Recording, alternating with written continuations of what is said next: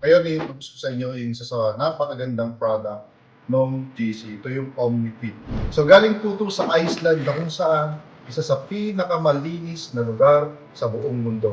Ladies and gentlemen, ang content dito ay chitin, na kung saan ito po yung nag-absorb ng excess fat sa ating katawan with the help of inulin fiber. Meron tayo ditong baso na kung saan itong baso na to nagre-represent ng ating katawan. Kapag tayo po ay kumakain at nakakain na ng mga solid food, madalas nating kainin ay mga pagkain rich in oil. So ito po yung gagawin ng ating OmniFit. At least dalawa po ang inumin po natin. So depende po yan sa body weight natin.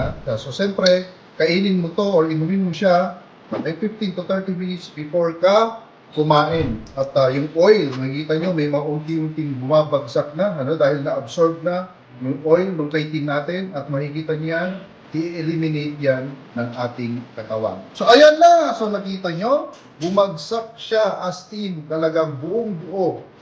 So yun na po yung trabaho ng chitosan at saka inulin fiber para ma-eliminate yung excess fats or oil sa ating katawan. Paano ka naman papayat? Okay? Paano ka papayat? Ganito po yan. So, before ma-absorb ng ating katawan, yung mga oil na yan, ilalabas na po yan.